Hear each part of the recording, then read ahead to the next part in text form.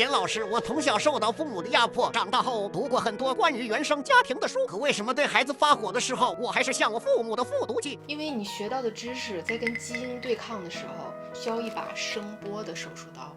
UCLA 用扫描证明，当你无意识地复刻父母的行为的时候，你大脑的血流信号是激增42%的。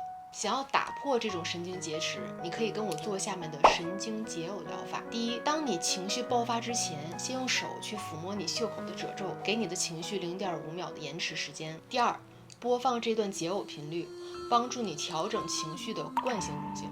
第三，用跟你父母完全不同的口径写下来，如果是当时的我，这个时候最需要的是什么？下次情绪爆发的时候试一下。如果还是被基因劫持，私信解耦，发你待机行为检测表，用5个问题定位你的神经卡点。